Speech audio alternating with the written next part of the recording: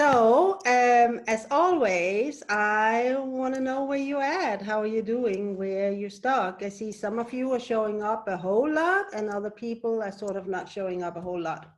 So just give me a rundown of where you're at while we're waiting for everybody else to show up. I know we have had some sales. We have had some sales in this group, and this is awesome. And we want more sales. Yeah, and hello again, Marilyn. Long time no see. Hey, hey. So tell me where you're at. What's going on? What have you learned? What have been your realizations from your sales shadow audit?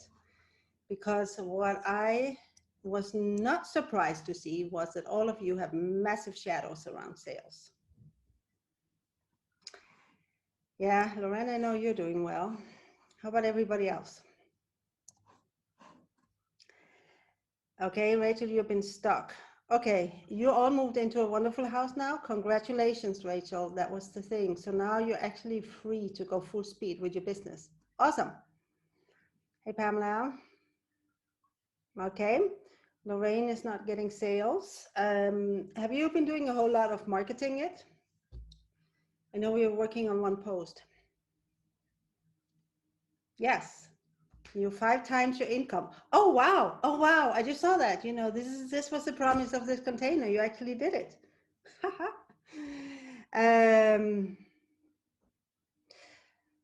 Okay, Rachel, you need to go back to figuring out what excites you. I can't remember what it was. There was something about the yeah. So Lorraine, you put one post out and expect that one post is going to create like a $8,000 sale. How realistic is that?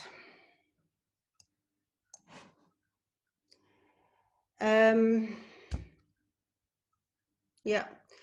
Yes, and Merle made a sale too. It's like so awesome. The leader, you're stuck with all this precision piece and writing marketing copy. Okay, so the leader, tell me how you're stuck with that precision.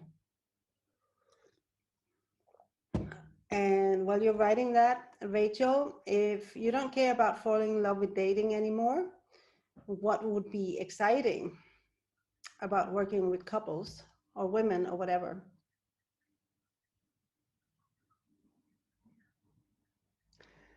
Okay, and Jeske, you're not showing up here much at all. I feel actually I have so much on. Okay, so if this is overwhelm, it's a victim shadow, because the warrior, this is one of the things I've talked about before, right? It's like the victim is like goes into overwhelm mode and start cutting important things out. So I want you to check out if this is really like, you know, a warrior's boundary, or it's just like the idea that this is too much for me, I can't handle it. Because then you just worry up and, you know, do it. Sales-wise, one sale for one-to-one package might be finalized on Friday. I'm promoting my challenge. Yes. Okay. Let me know. Let us know if this one-to-one package might be finalized on Friday. Yeah, not realistic, Lorraine. Yes. Awesome, Delita. And it might be, Delita, that right now you're just going to go for live streams. There might be nothing to write, right? It's like, this is why it's always so important to listen to your intuition. And the other thing I wanted to talk about is like really pay attention to what's happening in your daily life, because there's so many things happening that could be turned into a brilliant piece of marketing. You just need to one idea, one thought, and you just like capture it, and then you mine it, you dig into everything that, you know, all the facets of that one thought. And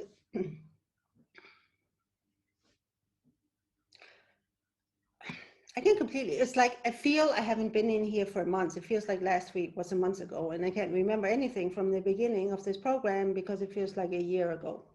So the leader, I actually can't remember what you're doing. It was something about the supernova, right?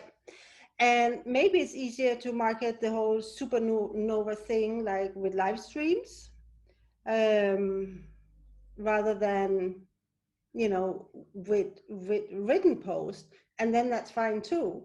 And what I also was thinking was,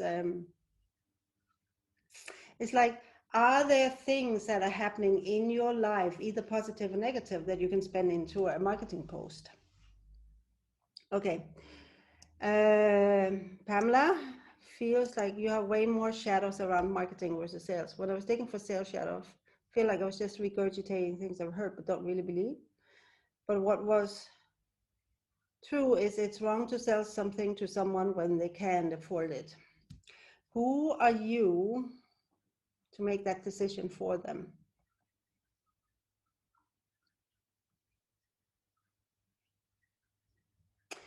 And especially, I mean, this is a shadow I had also, right? And I'm glad you're bringing it up.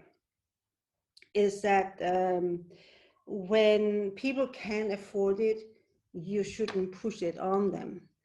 But there is the other part, the other aspect of that, that when you know that what you offer is going to totally change their lives, then can you afford it, you know, becomes a different question, because it becomes, how can you not afford it? I mean, there's, you know, there's the obvious case that sometimes people just don't have the money. But then there are also other cases where people just need to put in the work to get the money together because they can't not afford to do it, right? It's like the price for not doing the program is higher than the price of the program itself. Make sense? I think I said it right. Inge, you slowed down a whole lot, got back to what got me excited, and now I'm promoting a challenge for Speed Ahead. Awesome. Yes, I love these series, boundaries. Okay. Okay, Hannah, been stuck as fuck as something shifted today. Post, yes. Okay, so the leader,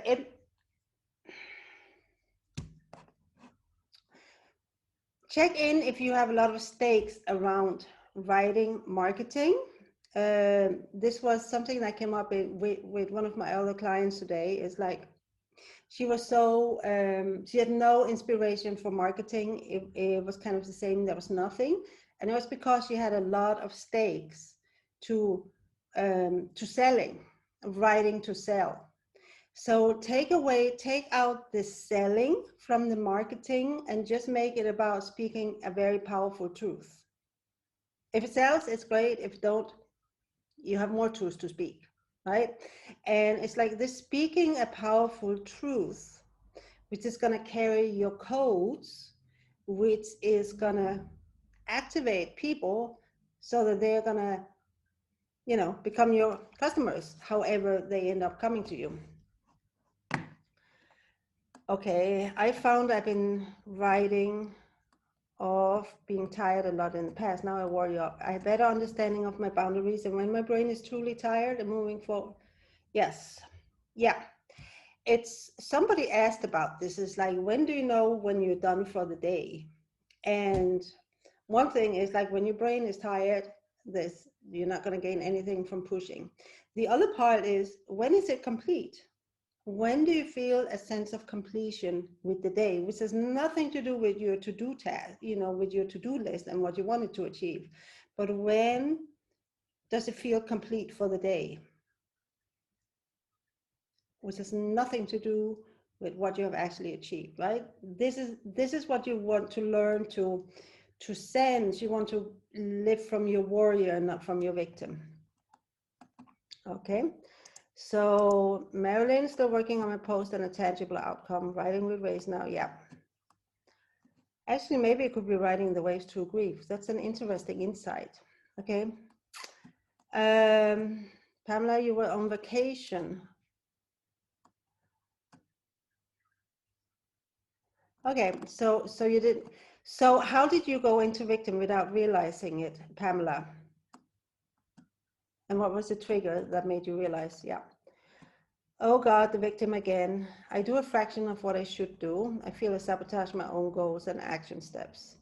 This manifests itself with fluctuating energy. My energy still regular goes down, though I do not get sick anymore. Yeah. And part of that with the fluctuating energy is like victim, warrior, victim, warrior, victim, warrior. And what I want you to work on, Agnieszka, is like just run more energy through your system.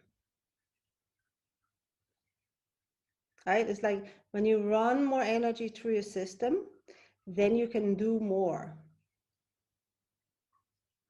And then when you're complete, then you let it go. But it's not because you're tired. I mean, your brain might get tired of, but not physically tired, because you're running enough energy through your system. So I want you to really play with that, and Agnieszka, because I think this is the next threshold you have to cross. I mean, it's great to have boundaries, but it's like, let yourself, allow yourself, or whatever, you know, it's like to just run more energy through your system. Whether you use it for business or not, it doesn't matter. But this is like your next warrior up level. Okay, the leader, I started to write a piece of content moments ago, and the title is super hard, and the saboteur kicked in and said it might be too much. I'm writing anyway. Okay, awesome, the leader, look forward to seeing it. Now that you brought up the supernova, yeah, I love that. Yes, Lorraine, it is not losing momentum after the big sale. You want to keep it going. It's like kind of this feeling that when you have hit the goal now, so you can relax. Like you made it across the finish line, so you can slow down and relax and celebrate. So instead of, you know, it's like you cross the finish line, which is hitting the goal, and you know, you celebrate. Of course you celebrate, right? It's like you 5 times, you 5x your income.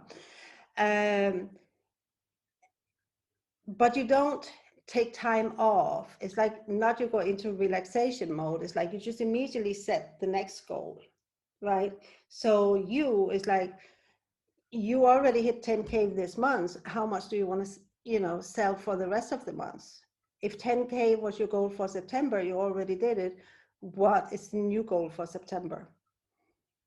And that's how you prevent yourself from collapsing. Pamela? Okay, I intellectually know that, but that's what I'm noticing is how I ignore shadows with conscious thought. I love having them so people know how much the investment is before I get on the phone with them. Yeah. How you ignore shadows with conscious thought. Can you give me an example of that? Yeah, excellent. Back on track, Mancha. Rachel, marketing post. So as long as, Rachel, you know exactly what you want to market, then you are off and running from your new beautiful house. Yeah, awesome, Suyan. Yeah, it's like, Suyan, I can really, really, really feel the difference in your energy. Okay, the leaders speak more about running energy through the system. So one of the light worker truths is that you have limited capacity for running energy through your system, right? And you have to respect those limits, that you have to be gentle with yourself. I was all about being gentle with myself, which doesn't mean beat yourself up, but it means, you know, like push your limit in a light, mastery way. And that it's like you have worked hard, so now you have to have a break, right? It's like just as you work hard, you have to have a break. You work hard, you have to have a break. Or you have worked for 2 hours, so you need a break. And that might be true, but it's also just a belief, because there is no one who says that if you have worked hard for 2 hours, you can't work hard for another 2 hours. But, you know, we have been trained to think that, oh, we got to balance out hard work with rest. But that's not true when you can just run more energy through your system. And if your question is about how do I run more energy through my system? Yes, 20K this month. I don't know what you're actually going to get up end up with, Loren. Is that I stopped resisting running more energy. So it's like, you know, we had talked about submission before, and in the Money Warrior series, I talked about submission. But when I kind of like open myself up to running more energy through my system, it's like it already wants to. I just have to stop resisting it. So it's like a letting go of the resistance to running more energy. And the resistance is because I have the belief that now I should be tired. Okay, I felt like a victim of the weather. I felt like a victim of my body and what it needed to do. Yeah. Yeah.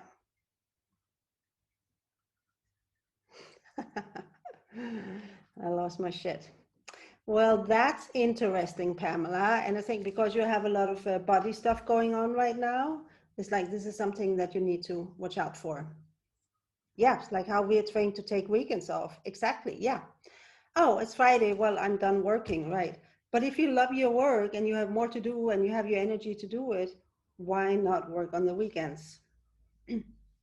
So it's like I have played with it, having all weekends off. This is what I did for a while. And then I got to working on the weekends because that was back when I was really working on expanding my warrior capacity to do more work. And instead of, oh my God, I have worked like 8 hours today, I'm exhausted. You know, that was all just bullshit. Um, and now I'm back to the point where, you know, Sundays are for me. I'm not going to do any work on Sundays, you know, and that's a warrior boundary. It's not because I can't do it, but it's because I don't want to do it, which is a lover. Yeah. Yes. Manja, believe me, I have had chronic fatigue from pushing myself beyond my boundaries. I know exactly how it is.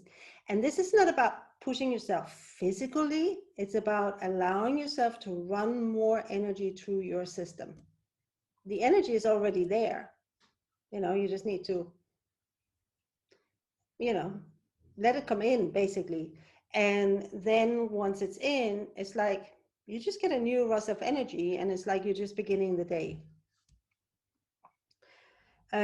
I feel pressure that time from this container is running out and that I won't make my goal. It stops me from making more, creating more marketing.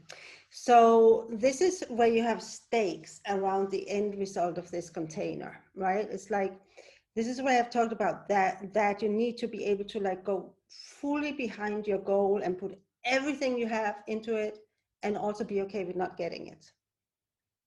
Because you're playing a big game, like I talked about, you know, a year ago when I did one of the other calls, I I talked about you're playing a very big game and you're playing a very long game. And this long game is called light mastery, right? Like be shadow free. And the reason you're in this container is because you have shadows around money. And we just use, you know, the whole business money thing, you know, to just expose your shadows. How do you let go of these stakes? You just decide it doesn't matter whether you make it this month or not. Like when I first set my 40K goal, my 40K months goal, it took me 4 months to get there. And that was totally okay. It was still my goal to have a 40K months. And I still wanted it right now. And if I didn't get it this month, at least get to like alchemize like ginormous amount of shadows. But I'm totally okay with not doing it because it's just, okay, so I'll, you know, just move it 1 month. So the stakes is when not meeting your goal means that you're a failure or you're impossible or you're going to die or nobody's going to love you anymore because you didn't meet your goal or whatever. Does that make sense? So it's like you're holding bows that, I mean, you will do everything, you know, this is what the warrior is like. I will do whatever it takes, including running more energy through my system, including alchemizing every single shadow that comes up when it comes up. And then also be okay with not getting the result, because you're playing a long game. And that long game is light mastery, where $100,000 month is just like, yeah, of course I'm going to do that. It's like just obvious. It's like your new normal, right? So it's like that long game you're playing. So everything you're doing right now, which you might have noticed, is about exposing your shadows so they can be alchemized. Yes, like it's never going to happen. But the only way it's never going to happen is if you stop alchemizing your shadow. If you keep on alchemizing your shadows, it will happen. It's law. It's energetic law. There's no way when you hit a certain mass of shadows, or alchemize shadows, a critical mass, then sales become easier, and then you alchemize more shadows, and then they become easier. Exactly. Blame it all on the toddler, Rachel. Yeah, like making a cup of tea. But where Sonika is at, she breathes and she makes $100,000 months. She breathes and she has another $100,000 months. It's like that's the game you're playing, because this is what light mastery is about. So talking about shadows, because I want to go back here and talk a little bit about shadows, which is why shadow sales and shadow free sales. It's like it is not enough to recognize your shadows. You need to alchemize them to release the trapped energy, so that can be set free, the trapped energy that's stuck in this very heavy, dense shadow, so that it can be set free to make you even more magnetic and your life becomes more magical. And it doesn't matter where in your life these shadows are. You just keep doing it, keep doing it, keep doing it, because your shadow around food has like a direct effect on how many sales you make, right? Or sometimes it's marketing that has a direct, effect on sales. Or when you clear up your shadow in, around sex, then you have a brilliant marketing post in inspiration. It's like there's no direct thing. You just keep clearing shadow wherever they pop up in your life. It is not enough to recognize them. And I saw, it's like I had this marketing shadow audit and I had a sales marketing audit, because I really wanted you to see how much shadow you have around it.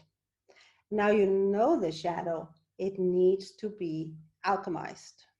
Because as long as you just see, oh, I have all the shadow, don't do anything with it, it's still going to be there, interfering with your marketing, interfering with your sales. So another thing I want to say about shadow also is like, what was that? Alchemizing, is it taking action to prove it wrong? Most often you have to do the truth strand and take action. Sometimes it's truth strand only. Seldom is it action only. Most of the time it's truth strand followed by action. No, truth strand only, then truth strand plus action, then action. That's how I experienced it.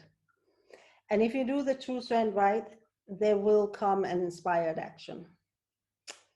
Agnieszka, Rachel's example made me realize that I would be kicking ass in this course if my energy was not fluctuating. Yeah, this energy is such a good excuse not to do stuff. Yep, exactly.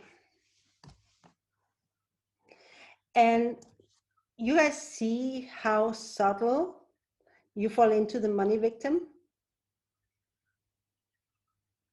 It's like, or the money shadow thing. It's like you have excuses and reasons why not, or you blame it on something else. It's like Rachel blamed it on the toddler and Agnieszka blames it on her fluctuating energy. It's like those are the things that you need to get on top of and alchemize in the moment, instead of letting them stay for a week and a half or for 2 weeks, right? Because it just goes on and on and on, and suddenly, there's like 2 weeks or 3 weeks when nothing has happened, where you've done some marketing, whatever, but you've been in shadow, so it hasn't gotten a result. Where if you had taken the time to alchemize that shadow right away, you would have that time in light and magic.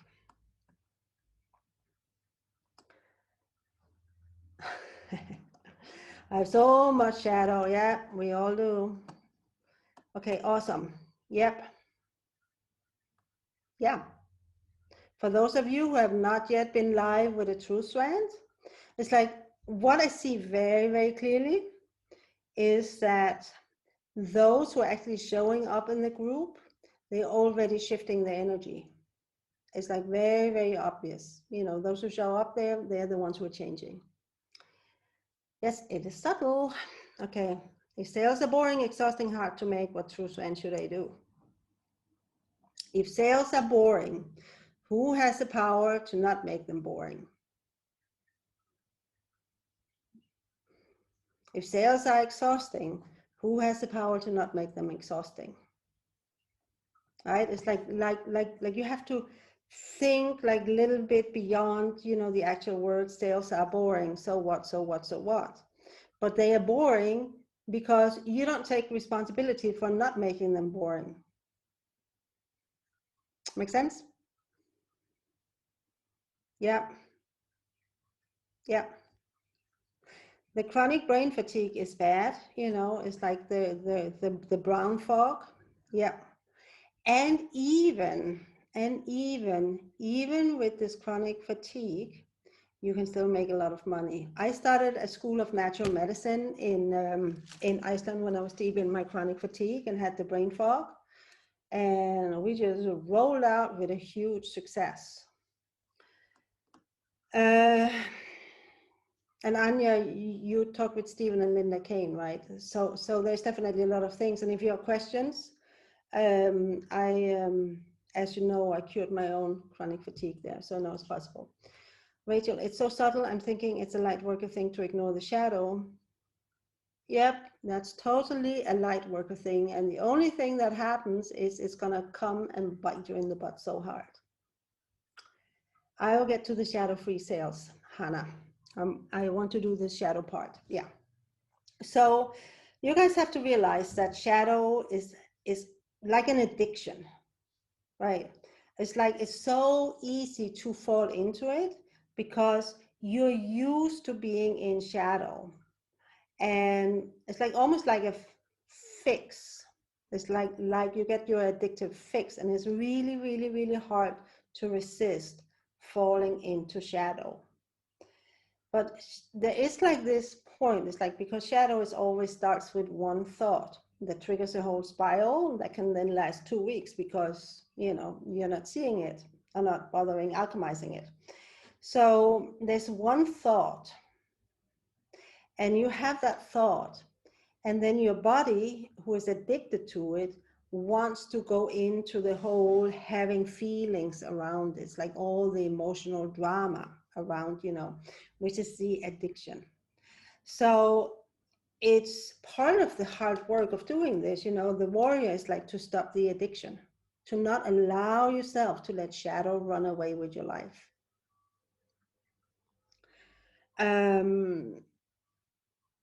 And yes, and again, let me see here. Yeah, Hannah, I'll definitely come to the shadow-free sales. I was stuck because I thought I had to rent a specific. Yeah, yeah, and what you're saying, the leader, yes, it's like you have to deal with each shadow on itself, but you also have to see what exactly is the shadow, because it's not just the words, it's what behind the words.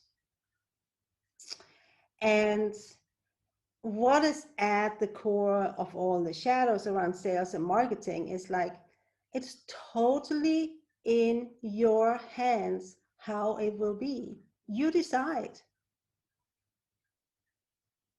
You decide all of that. I love making money. I can't make sales because my marketing isn't effective. It's the shadow beliefs that just come up. Yeah. Yeah. So yes, you can make your marketing better. You know, this is part of, you know, the warrior warring up leveling, up leveling, up leveling. Yeah.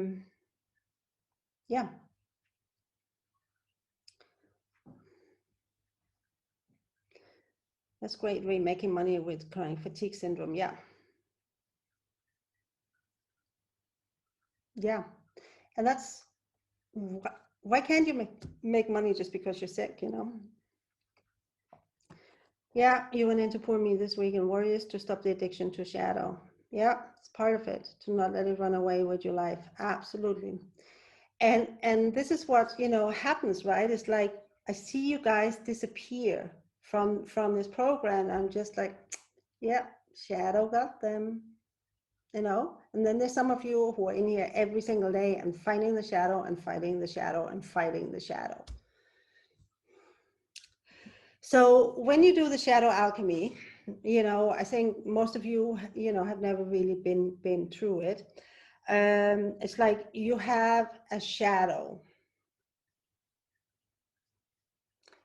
thought. It's like sometimes it's like this is why it is so important that you come into one of the you know, the shadow alchemy programs to really learn how to do it, because there's so many nuances. But if it's not clear what shadow archetype it is, then you do the then what, then what, then what, then what. You know, it's like there's been several examples posted in this group, I believe. You know, Lorraine has been posting some then what, then what, then what.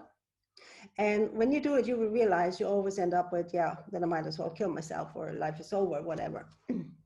Because shadow is all about survival. So if you do this thing, you're going to die, is what shadow says. And then you have to see the lie. So you keep, it's like once you see the obvious lie, that's where you stop.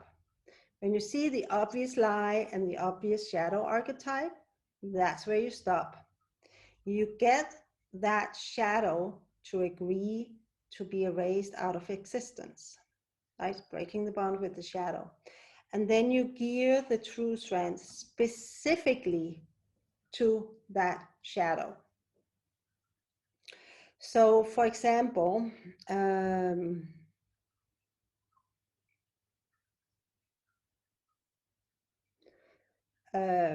Manja had a thing about her neighbors. So the shadow was around her neighbors. And that means that when she does the true strand, it has to be specifically about her neighbors also. It's like you can't alchemize something general. It has to be specific and specific and specific and specific. One at a time.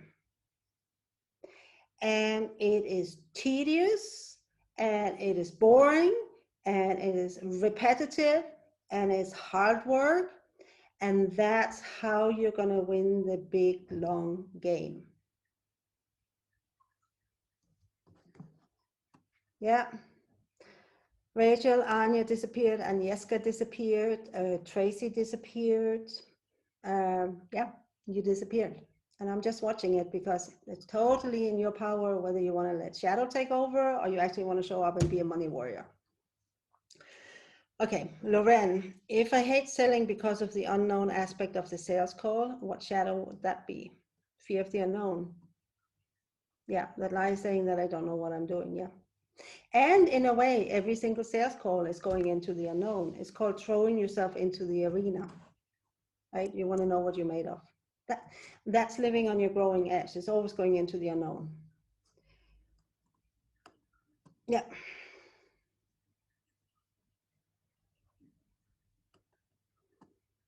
Yeah. The magician also, yeah. The magician knows without knowing why it knows.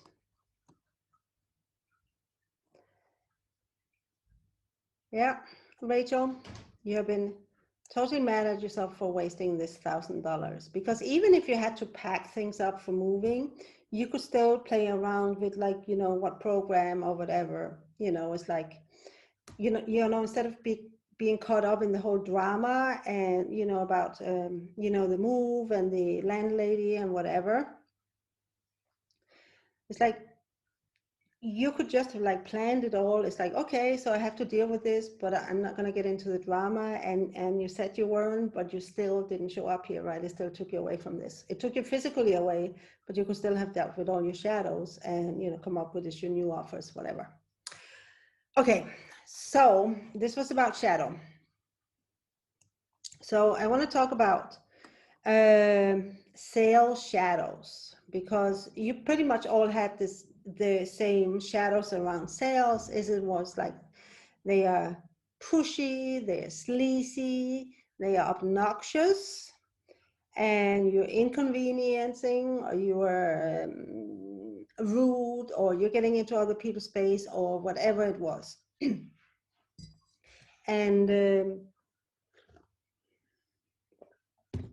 what this all has to do with is like believing that the people you're trying to sell to, they don't want to buy from you. Like you meet a stranger in the bus, and as you're talking with that stranger in the bus, you have like 15 minutes on the bus to get them to buy your program, right? And you have to, at all costs, you have to convince them to buy, because if you can't convince them to buy, you have lost a sale. It's like there's a lot of desperation around it. That's shadow sales. So it's like all these sales around shadows has to do with the core belief that I don't believe that people will want to buy from me. You guys see that?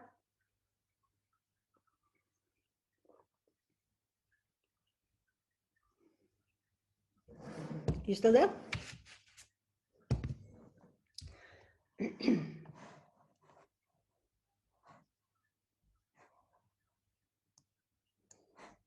Didn't it stop? I'm not seeing any comments suddenly.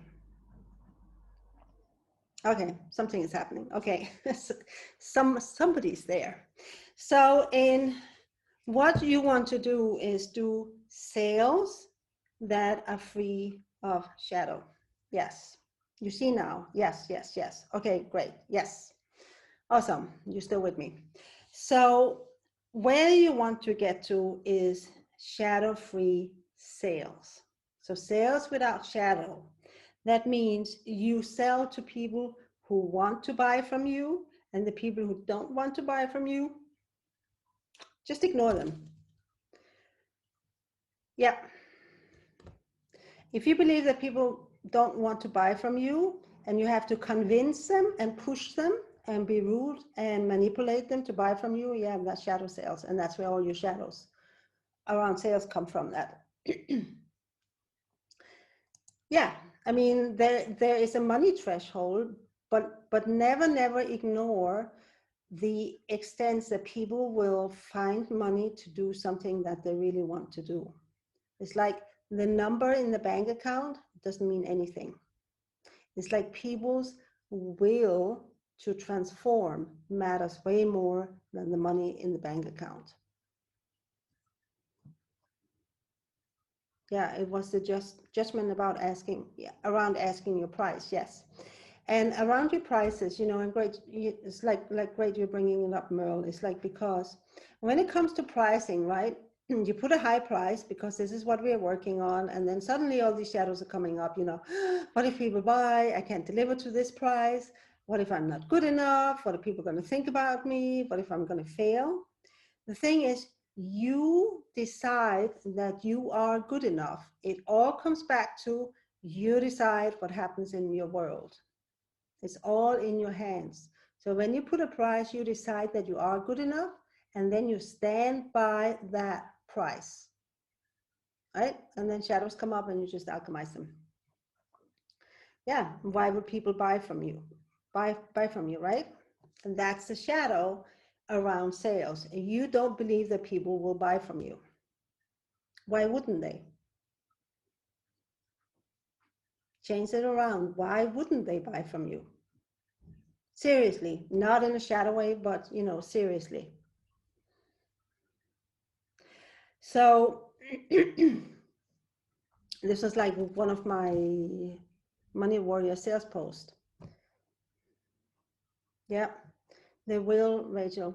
I absolutely did not have $1,000, not even in credit, but I felt like missing this course was more important than accepting I didn't have the money. I created the money. Exactly. Yeah. You really wanted in here. You put the will, it's like you did the warrior thing to manifest those $1,000, and you did it. All your clients can do the same. True about the money threshold, but I think there's also belief I create when my price is higher. Once I hit the number, the belief is crossed, but it's still, the belief has nothing to do with the actual number. You can say it's like people are never gonna want to buy something for $200. People are never gonna want to buy something for $200,000. The belief is the same. It is not about the number. It's like it's you decide that you're good enough to deliver for that number, and then you do. And if you fail, then you alchemize some shadow and you try it again. So there was a whole big post about one time where I started with full exposure, I'm a fraud. And this was like an alchemy post I did where I had overcharged. I have overcharged for what I was able to deliver at that point. And so I was just like, so I had a lot of help with the Sonny Canelona, like after that made me see that, I couldn't deliver. So I alchemized the whole thing. My last piece of alchemy was to put that out there to the world that I had done the overinflation. And then I went right back and continued. And I didn't lose one single sale from owning that. And it really, it doesn't matter. It's like if you fail, right? It's like that just means there's more shadow to be alchemized. Remember, it's a long, big game. Yeah. Why wouldn't they buy from you? Yeah. And the funny thing, Lauren, was I actually didn't have any feelings. I thought I was going to die putting that out there, but I actually didn't. Yeah. Starts up. If I'm never going to have another client again, who cares? I need to do this. This is my alchemy. And nothing changed. So selling from without shadow is like a thing you're kind of beginning to see, the shadows around sales, where they're coming from. They all need to be alchemized one by one by one. How do you know if you have overpriced? It was very obvious to me because I had unhappy clients. Otherwise, you don't know. So you keep on alchemizing your shadow, and then eventually you get to the point where you do deliver. Yeah, I just realized how great it's hard. It's all in the mind. It's all in the mind. It's all in the shadow. It's not real. Okay, so shadow-free sales is, of course, selling from the light archetypes.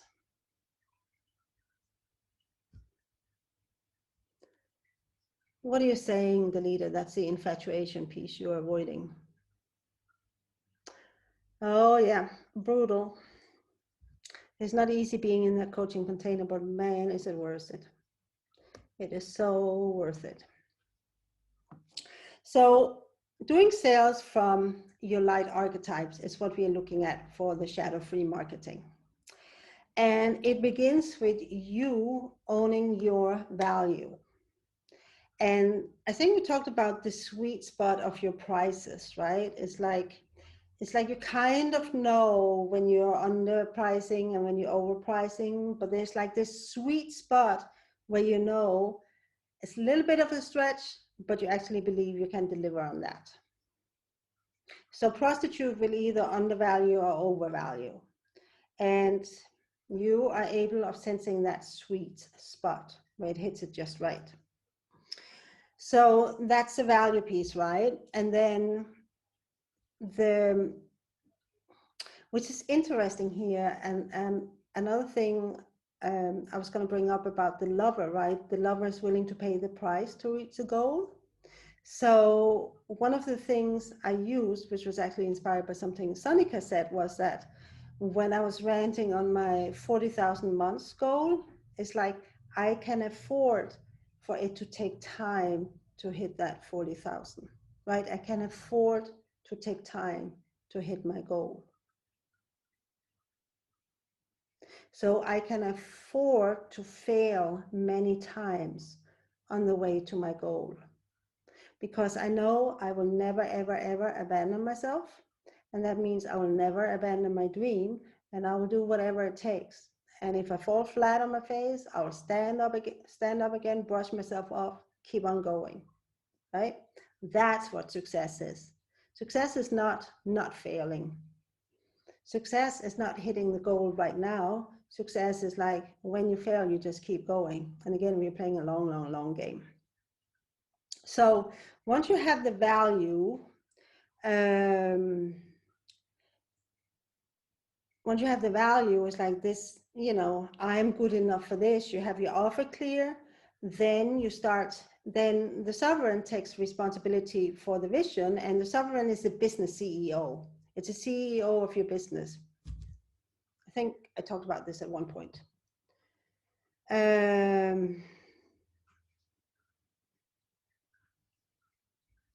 Yeah, the leader.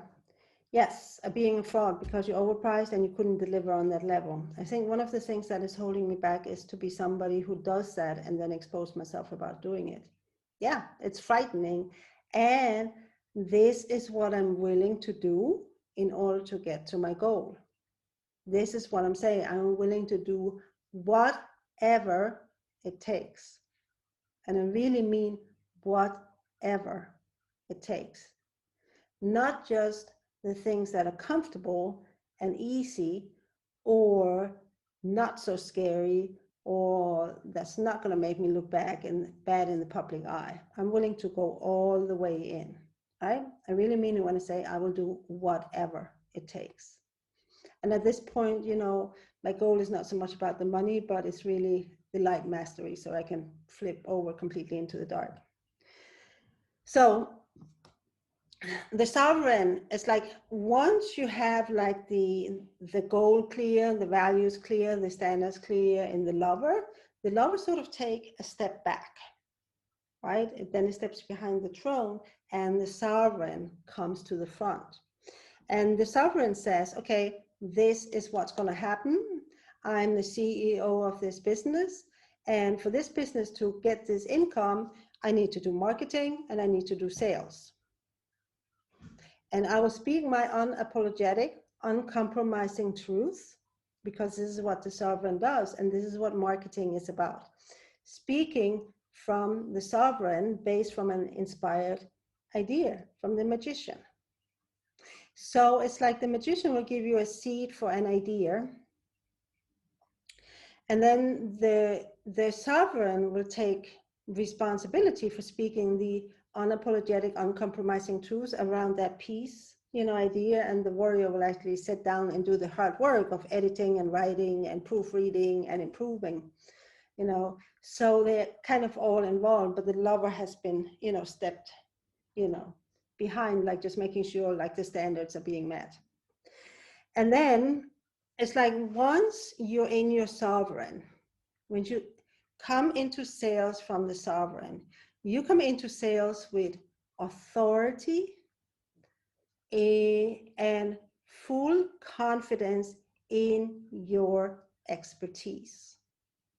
You know you can kill with your expertise. You know you can deliver. And that authority, you know, because now we're in the light, is super magnetic. So if you think about it, right, it's like, would you want to have, for example, a massage from somebody who is not really sure they can do a good job, or somebody who knows they are like the best massage therapist on the planet? It's like, which one would you choose? You would choose the one who stands in the authority of the expertise and have total confidence. And I just picked up this quote: if you doubt it, you screw it up. If you own it, you don't. Which comes in very handy here, right? So you just go out there with the marketing. I can deliver. I can do this. So this is the authority that you put into all your sales interactions, right? It's like, yeah, of course people are going to buy from you. You have the authority. And that's how you show up in your sales calls. You are not the beggar. They are the beggar. You're the price. You're the price, right? You're the queen. You are the ones who decides whether they get access to the queen. The queen is not accessible to everybody. People have to earn that right. And I know it can be really, really hard. I mean, it's like a hard switch for me to make.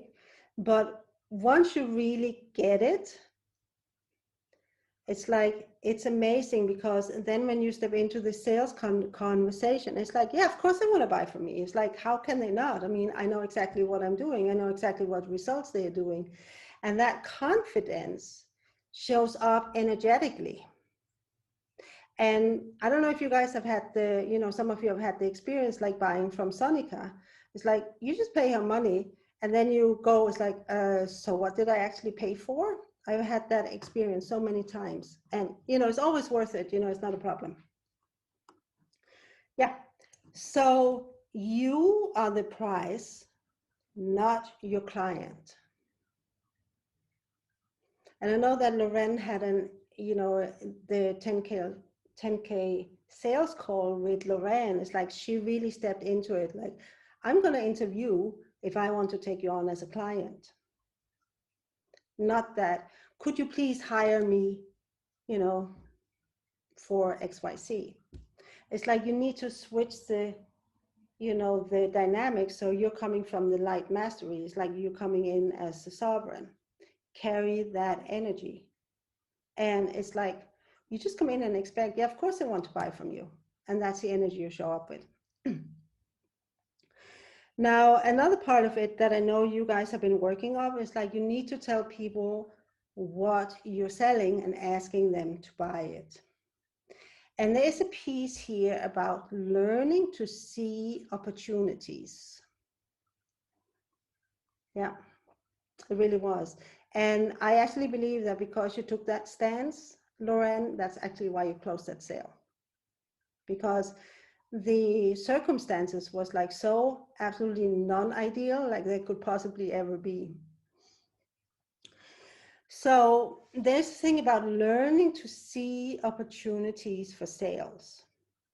And this has been such a blind spot for me, like you wouldn't believe it. It's like, I couldn't see where I could tell people, where were the people that I could tell. It's like, I didn't mind going out and telling them, but I couldn't see the people. I couldn't see the people.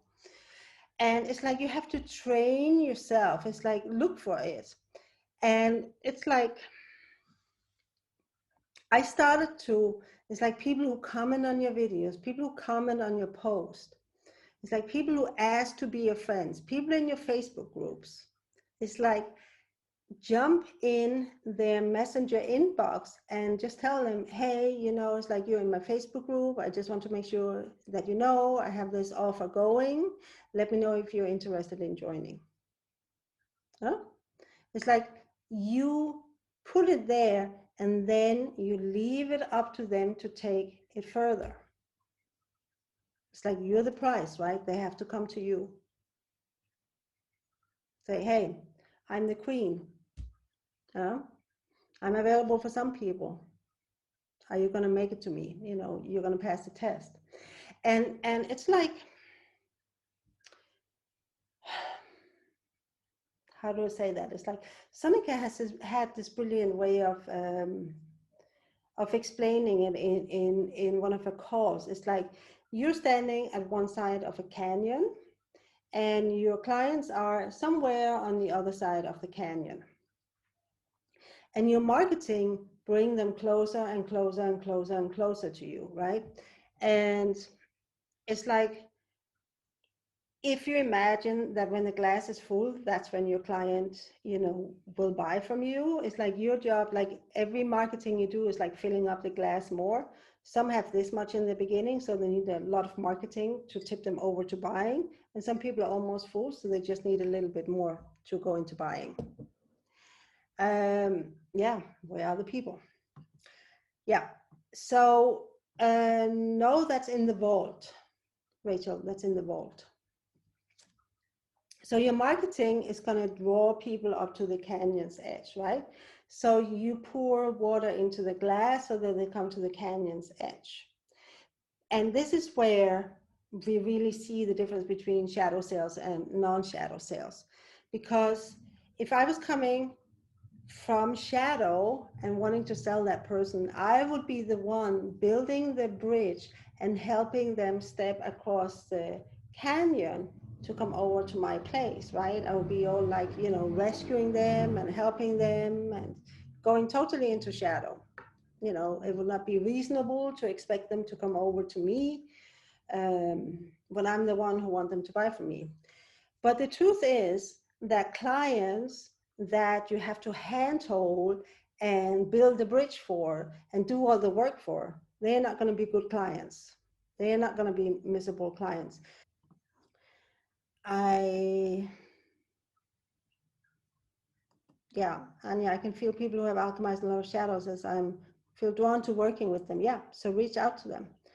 Like yesterday, it was totally unexpected to me. I chose to be in my warrior and ask for the sale. It was like, I know it might not seem like a lot and I'm worth it. Absolutely, Merle. You totally killed it once. You can kill it like 300 times. No difference between each of them. The world. Okay. Then it's like you have with your marketing, you have brought your prospect to the other side of the canyon, right? But you want them to cross the canyon to your side on their own.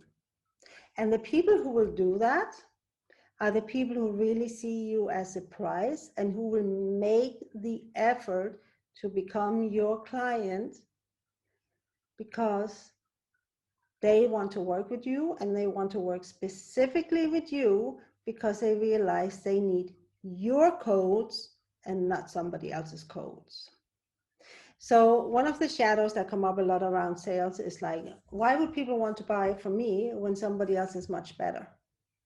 It's like, if you think about it, right? I was launching Money Warrior at the same time Sonica was launching Money Extravaganza and Supernatural Money, right? And I could have gone totally into shadow around it. Nobody's going to buy from me, when Sonica has all that, and Sonica is even free. But I didn't. And it actually didn't occur to me until later that I hadn't gone into shadow around it, which is like, yay, go me. I would have in the past. Because you guys are coming here because you need my codes. You need my codes at this time in your life, at this time on your journey, in your big, long game to activate you to get to the next level. And that's why you're here. And that's exactly the same reason why people will choose you and not somebody else, no matter whether somebody else does something free or whether they're better than you or whatever.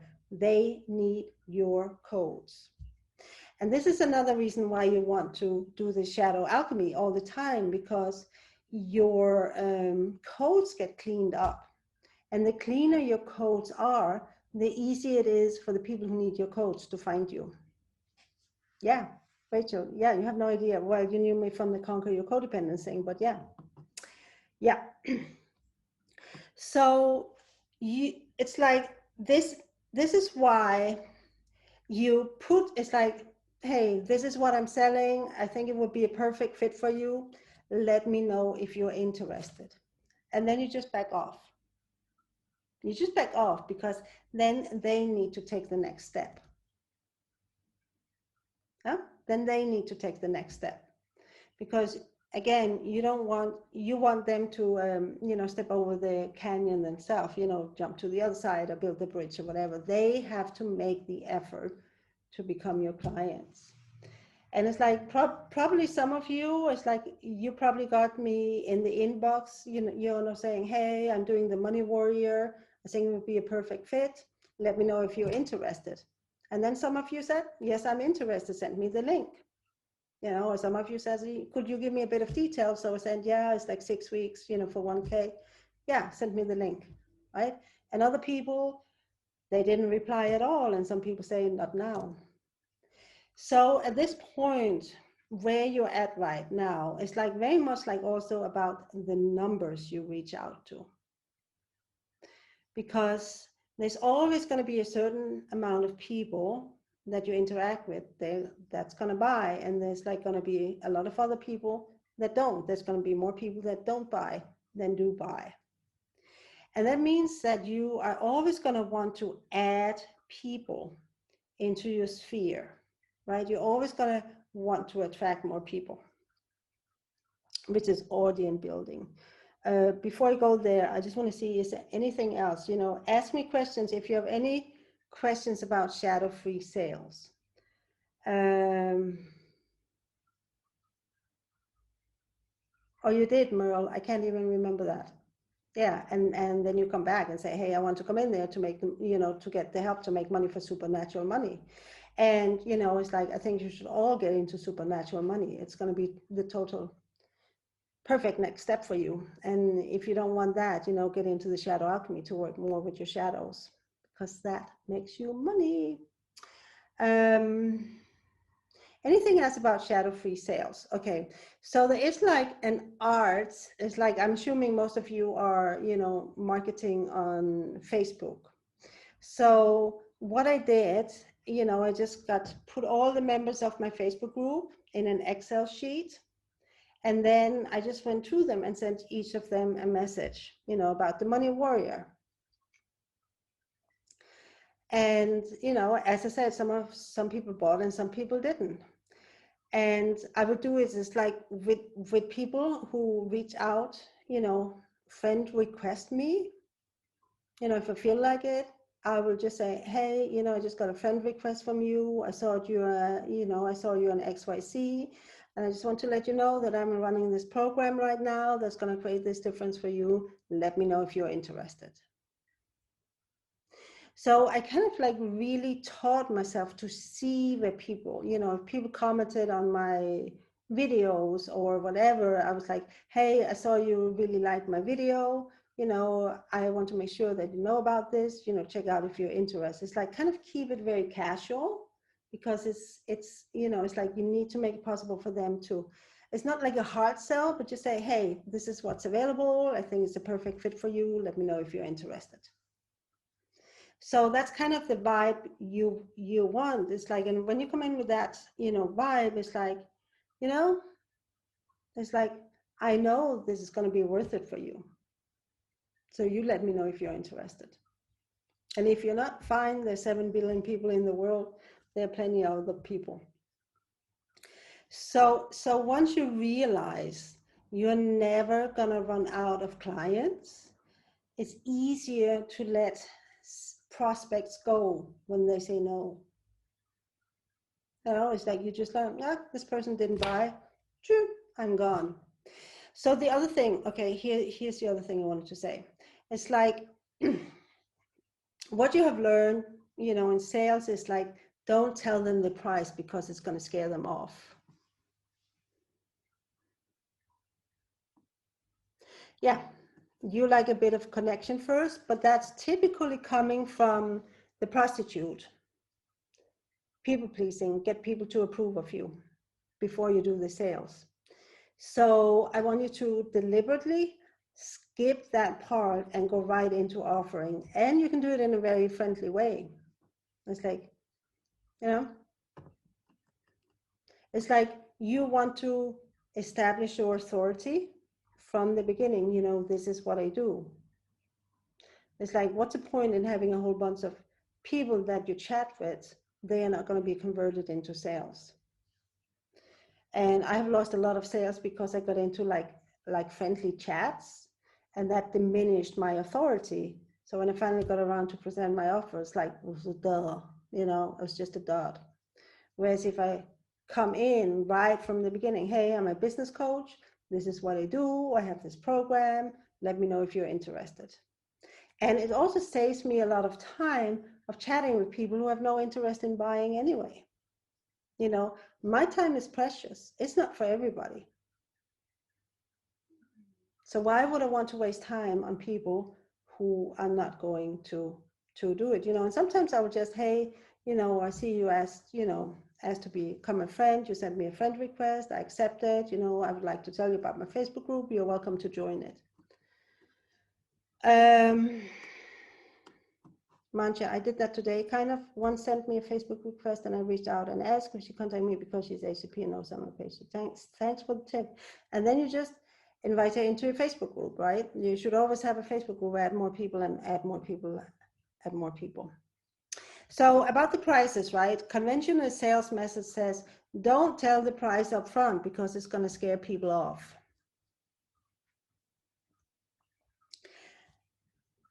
When people, it's like we do it reverse in the Lux Godhead, and without making it very complicated with the application and everything, it's like when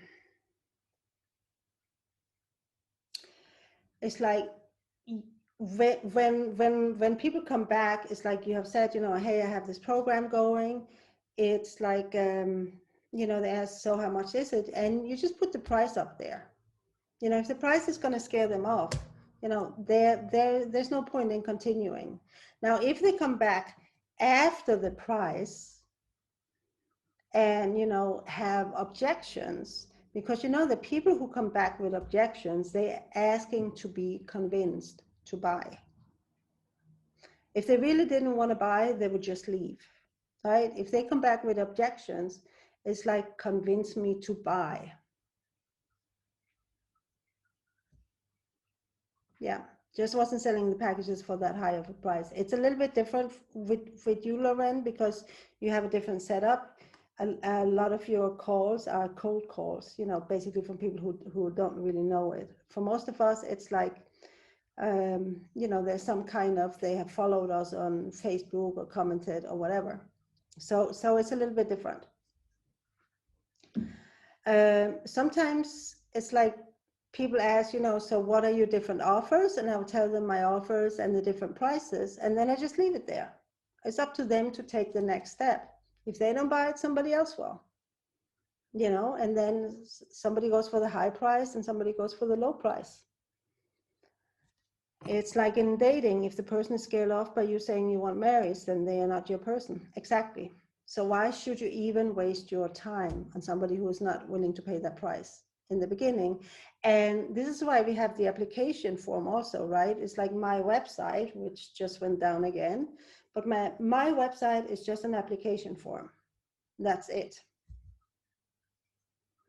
Because, and on the application form, they have to tick off, are you willing to invest on the call? A minimum of this. And if they say, no, I'm not ready to pay that, well, you're welcome to come back later, or, a downsell.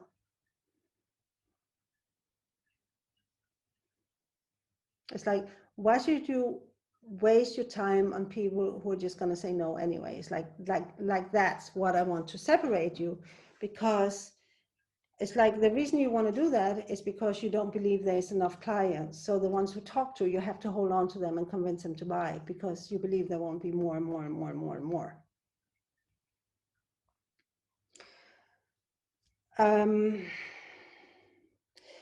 So sales are very much tied in with marketing, right? So when you know people and you see something and you have an intuitive hit, tell this person about what you're doing and tell her she's a great fit because XYZ, you just go for it, right? So you just go for what is there. What shows up? Hey, this person is like Merle with her art teacher. Like, did I get it right, Merle? She just called her up and yeah, she made a sale, which is so awesome, right? It was all following the intuition. And it's the one thing, when you are in light archetypes, which is why it's so important to alchemize the shadows when they come up, so they don't interfere in your sales. It's like, then you can really trust your intuition to teach you how to make the next sale and the next sale and the next sale and the next sale.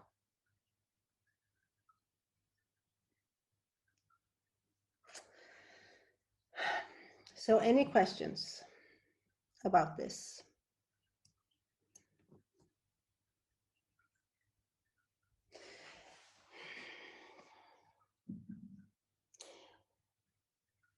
I think it's very important, you guys, that you have in mind that there's 7 billion people on this planet. And anyone could at any time jump on Facebook or, Google search or whatever and want to become your clients. It's like the warrior has access to resources, right? And the resources are prospects, prospective clients. 7 billion people. I mean, that's a lot. You only need a few of those, right? And if you don't get this one and this one and this one, you just go, okay, that's done. Next, right? It's like this is where you need to take the fear of not making money, which is around the sales, which is the shadow around the sale. Like, it's okay if you don't make the sale because you will just make another one. And when you really get that, the stakes around sales go down, and it doesn't become a matter of life or death, which is what the shadow stakes are. And then suddenly you begin to make a lot more sales.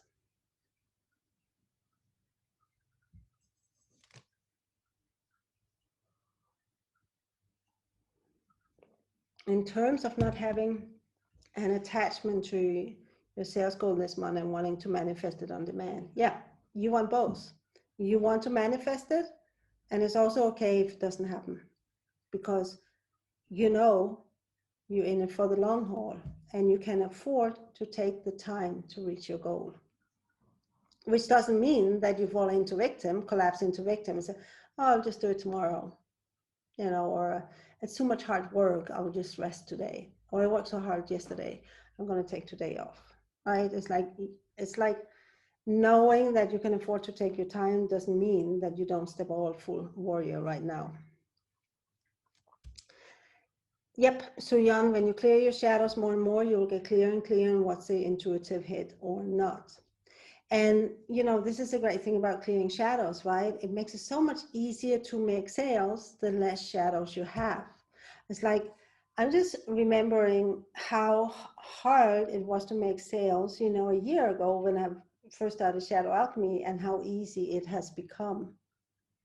And it's like, yeah, I've had to learn some skills, but a lot of it has been around just clearing shadows and just clearing shadow and just clearing shadow.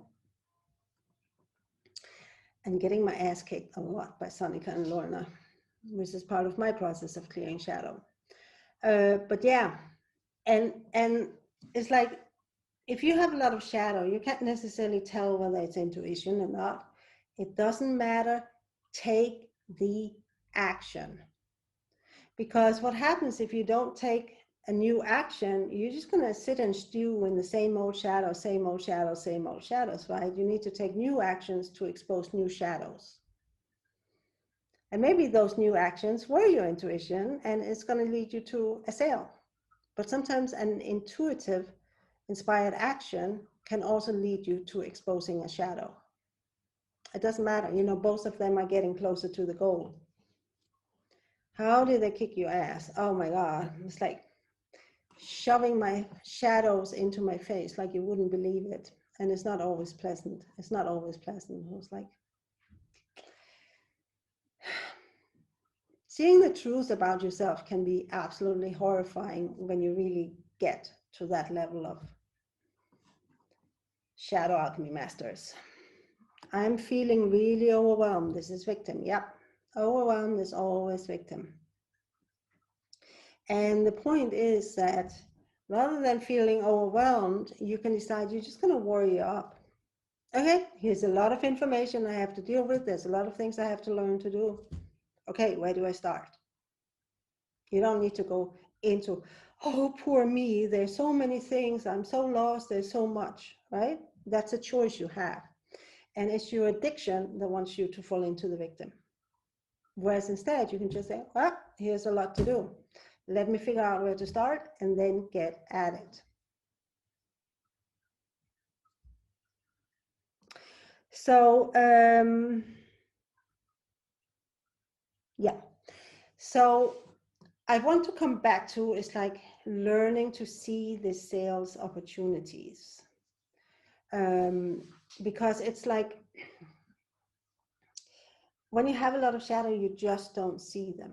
Well, that's not true, actually. You have to learn to see them, because Sonika and Naveed could see them even if they had shadow, because they had been taught to see them. I just freeze and shut down. Yeah. Yeah. Worry up. You keep putting one foot in front of the other. Exactly. If you can run, you can do this. It's no difference.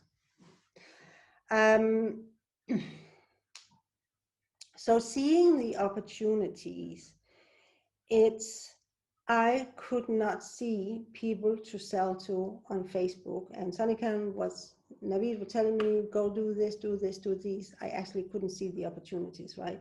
So you have to train yourself to see that every single person who comes into your corner of Facebook, they are a client or a person you can reach out to and see if they're interested in investing money in working with you. Right? It's like I get a lot of friend requests every day, like maybe 5-10 friend requests from people I don't know. And I might go back to actually sending them the invitation to come into my Facebook group, or sending them invitation to, working with me, if I had like a launch going on, which I don't have right now. But yeah, it's like I would absolutely do that, because every single person that chooses to friend request me, that's an opportunity for sale. Or the other thing, and this is, this builds over into audience building, is like one of the great ways of increasing your audience is going and posting in other Facebook groups and commenting in other Facebook groups.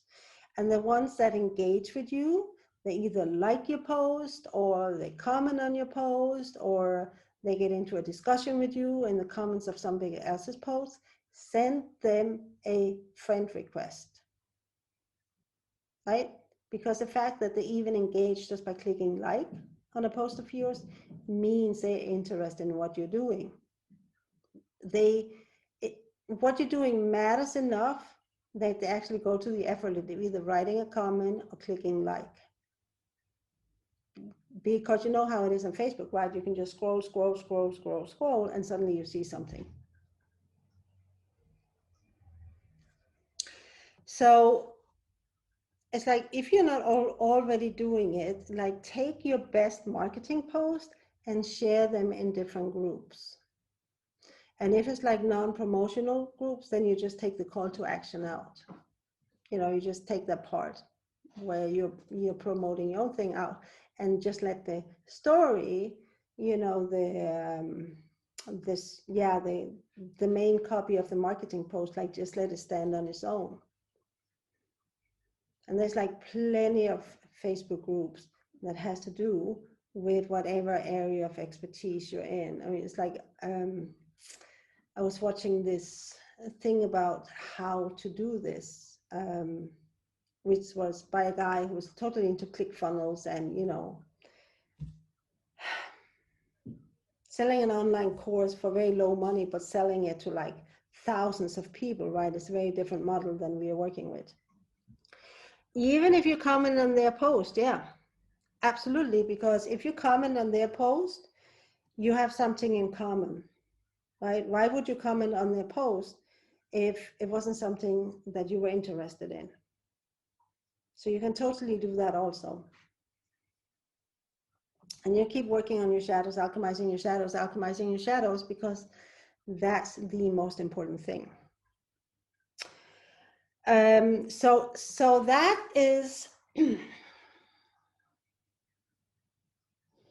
yeah, and you should always be adding people into your Facebook groups. And here's another tip to how to add people to your Facebook groups, because the advantage of people in your Facebook group is that they are the ones who are most interested in what you're doing. Otherwise, they wouldn't be in your Facebook group. Well, some of them are probably kind of ending up there for weird reasons. But most of them, they're in there because they care about what you're doing enough to be in a Facebook group. So in the Facebook group, this is where you really have the opportunity to show off your expertise. Right? Which is what marketing is, to show off your expertise. And you can give them prompts or whatever. It's like, it's under your command what's happening in your Facebook group. It's your country, you decide. And you know, on Facebook, when you're in your group, you have this thing on the right side where you are, you know, are suggested that you invite people to come into your group. So you just go ahead and invite. You know, it's like be proactive, like don't wait for people to come to you.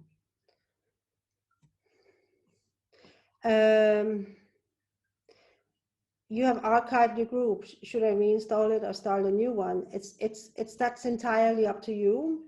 If it's like totally people who are not a good fit anymore, it might be better to start a new one. Sometimes I've just changed the name of a Facebook group. I have like so many Facebook groups, right? Sometimes I just change the name to reflect my new direction, which is what I did with the one I have now. I just changed the name of it, and you know, it might not fit some of the people who came in first, but you know, who cares? And sometimes you want to start a new one. So that's depends on you. You know, if your business direction is just kind of like a course correction, you know, then you could just use the same group. Yeah. So it's up to you. So I want to know, do you have any questions about sales? It's like all your shadows around sales needs to be alchemized, because if as long as they are not alchemized, they will interfere in your sales, which is why I did the, you know, had you do the shadow audit on your sales. Just like, you know, all your, you know, shadows around marketing, they need to be alchemized. Otherwise, they're just going to interfere in your marketing and make it less magnetic.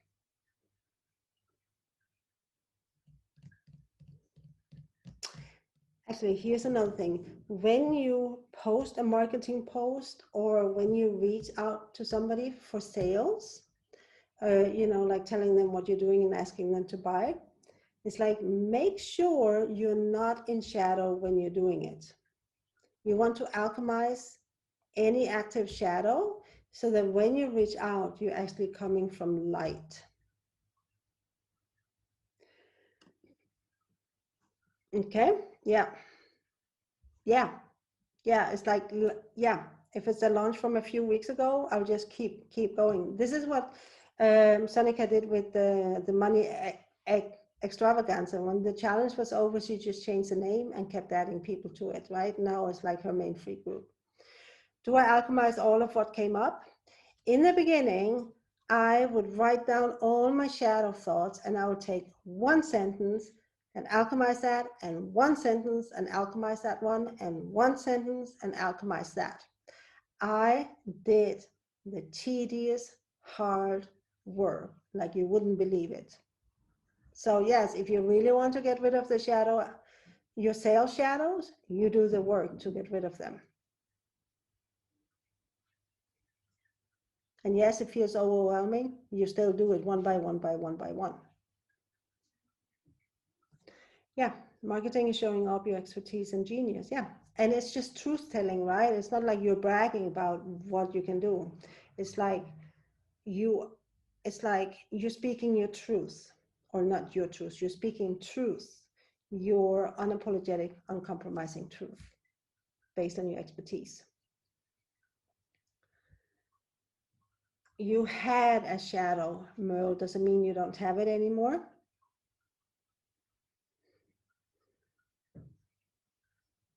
Yeah. When you have attachments to results, Lorraine, you're most likely not going to get the results you want. So it's about, you know, it's like, yes, you still have the goal, but it doesn't matter if it comes from this person. If it doesn't come from this person, it'll just come from another person. Yeah. Lorraine, your Facebook group now needs to change somehow because I'm adding the whole business concept. Prior to that, it was just about being unapologetic truth. Yeah.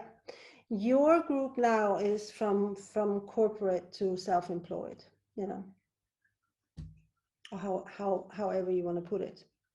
Yeah. So yeah. So any questions about sales? I was kind of trying to like give you the main point. It is still there. Okay, you have a shadow around not knowing enough or getting them exceptional results. Okay, you decide if you know enough, you know, and what I often say to people, if you didn't believe you knew enough, it wouldn't even occur to you to build a business around it. You know, like I don't know enough about fixing car to start a business as a car mechanic. So it doesn't even occur to me to start one, except as an example that I won't, would ever do it, right? So the fact that it even occurs to you to become a business means that you do believe that you know enough. So not knowing enough is your shadow. So the truth is that you do know enough, you have the expertise, you have enough expertise to create exceptional results. Now, who is responsible for them getting exceptional results? They are. What you're responsible for is making it possible for them to get exceptional results. So that means in my case, it's about getting you to look at your shadows, giving you the information, giving you the knowledge. But am I responsible for what you do with it? No, that's your responsibility. But I'm going to do everything I can to make it possible for you to get these results. So you see how that works, Merle? They are. Yeah, they are. Totally, they are.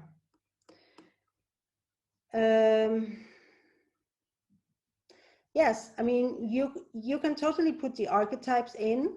Lorraine, what I see with you is like sometimes you need to dig a little bit deeper before you actually see the shadow archetypes clearly. So it's like sometimes when you put these sales and marketing shadows, it needs some digging before you can actually see what's under it. Yeah, great example. So the fact that you can do this, that it's even an offer, that it even exists as an idea, is a sign that you can do it. Remember, if you doubt it, you screw it up. If you own it, you don't. You don't screw it up. You succeed. Trifecta of success is unwavering self-belief. No doubt. No doubt allowed. Remember, shadow is an addiction, and shadow is doubt. So doubt is the addiction. And what do you do when you have an addiction? You go sober, right? So don't allow yourself to go into the doubt. And if the doubt pops up, stop it, right? Stop it and alchemize it there and then before it completely takes over your reality and you are, wallowing in the doubt for hours and hours and hours or however long it takes. You just stop it right there. As soon as it comes up as a thought, oh, I don't think anybody's, I wonder if anybody's going to be willing to buy it. You go, but doubt. I choose that I'm worth this and I will hold my worth no matter whether people buy it or not. I have access to unlimited resources. I can, there's plenty of clients, there's 7 billion people can walk in at any time. It's like whatever the truth man needs to do. But it needs to happen in the moment with all your shadows. Well, it could be, maybe it's resistance to hearing this part. Could be, or it could be that you actually have hit your actual limit, not your victim limit, because actually the warrior still protects your space and your need for rest. Wait a minute, have I talked for an hour and a half? Have I really talked for an hour and a half? How can that be? How can that be? Oh my God, I was just going to talk for an hour. How could that have come to be an hour and a half? I'm shocked. Okay, so I think this is it for today. Everything else will happen in the group. Okay? See you there.